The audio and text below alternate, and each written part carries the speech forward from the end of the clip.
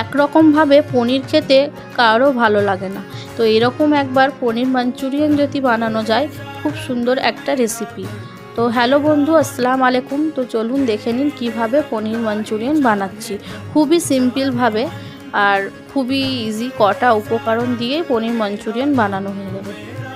তো এখানে আমি 200 গ্রাম পনির নিয়েছি, এটাকে গ্রেট করে নেব। এর মধ্যে পেঁয়াজ কুচি, ক্যাপসিকাম কুচি আর গাজর কুচি দেবো। আর দিতে হবে আদা কুচি, রসুন কুচি, হাফ চামচ লবণ, ধনে গুঁড়ো, জিরে গুঁড়ো আর লঙ্কার গুঁড়ো দিতে হবে, আর গোলমরিচ গুঁড়ো, আর অল্প একটু দিতে হবে খাবার সোডা, খুবই অল্প দিতে হবে। এইগুলোকে একসঙ্গে মাখিয়ে নিতে হবে। আর তারপর দিতে হবে আদা রসুন পেস্ট, আর 2 চামচ কর্নফ্লাওয়ার দিতে হবে, আর 2 চামচ ময়দা। এই দুটোতে এর মধ্যে চিট আসবে, তার জন্যে এই দুটো দেওয়া চলবে, মানে এই দুটো দিতেই হবে, কর্নফ্লাওয়ার আর ময়দাটা। এবার এগুলোকে মাখিয়ে নিতে হবে, আর পনির মাঞ্চুরিয়ানে যেমন ছোট ছোট বল থাকে ওই রকম তৈরি করে নিতে হবে সব একসঙ্গে। তারপর গ্যাসের মধ্যে একটা কড়াই বসিয়ে কিছুটা রিফাইন অয়েল দিয়ে লো টু ফ্লেমে এগুলোকে ভাজতে হবে যতক্ষণ না গোল্ডেন ব্রাউন হয়েছে। আর তারপর পনিরের বলগুলোকে উঠিয়ে নিতে হবে। তারপরে ওই তেলের মধ্যে আদা রসুন আর কাঁচা লঙ্কা একটু ভেজে নিতে হবে। তারপরে পেঁয়াজ দিয়ে দিতে হবে, কিছু কুচি করা পেঁয়াজ। তো পেঁয়াজটাকে ভেজে নিতে হবে। আর তারপরে ক্যাপসিকাম আর ওই গাজর। তো ক্যাপসিকামটা একটু বড় সাইজে কাটতে হবে, আমি এখানে চপারে চপ করেছিলাম, তার জন্যে এর সাইজটা একটু ছোট হয়ে গেছে।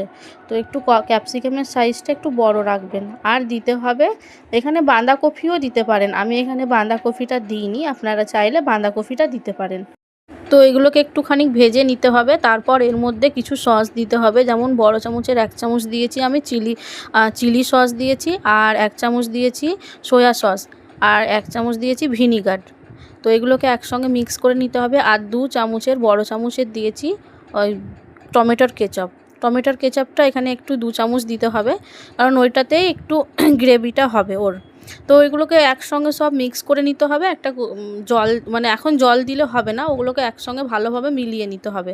আর তারপর 2 কাপ মতো আমি এখানে মেপে জল নিয়েছি। আপনারা যেমন গ্রেভি পছন্দ করবেন, একটু মানে জল টাইপের, ঝোল টাইপের, বা যেমনই পছন্দ করবে সেরকম রাখবেন। আমি এখানে 2 কাপ জল দিয়েছি। এবার জলটা ফুটে আসা পর্যন্ত তো হাফ চামচ লঙ্কার গুঁড়ো দিলাম, কাশ্মীরি লঙ্কার গুঁড়ো, আর লবণ, আর দিলাম চিনিটা হাফ চামচ দিতে হবে, আর গোলমরিচ গুঁড়ো দিতে হবে।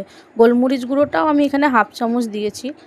আর তারপরে আমি 2 চামচ কর্নফ্লাওয়ার গুলে রেখেছিলাম, কর্নফ্লাওয়ারটা এর মধ্যে দিয়ে দিতে হবে। আর এটা ফুটে আসলে